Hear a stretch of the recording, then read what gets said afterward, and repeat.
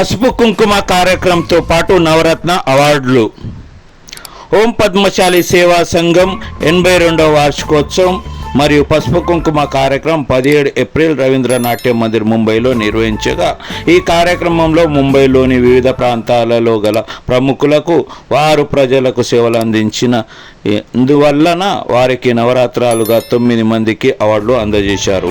ఇట్టి కార్యక్రమంలో ప్రత్యేకంగా పద్మశాలి సెలబ్రిటీ రాంపల్లి రాజ్పాల్ గారికి నవరత్న అవార్డు ఇచ్చి సన్మానించారు. అందుకు ఓం పద్మశాలి సేవా సంఘం మరియు వారి టీంకి రాంపల్లి రాజ్పాల్ గారు ధన్యవాదాలు తెలిపారు.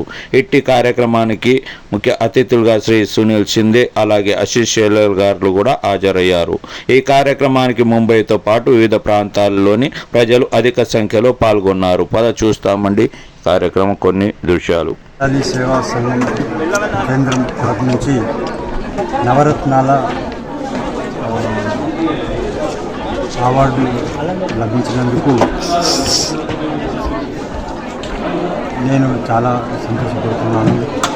నాకు ఇంతటి నవరత్నాలలో నన్ను ఒక రత్నంగా ఎంచుకొని నాకు అవార్డు ఇచ్చిన ఓం పద్మశాలి సేవా సంఘం అధ్యక్షుల గారికి మరియు సెక్రటరీ గారికి నా యొక్క హృదయపూర్వక ధన్యవాదాలు.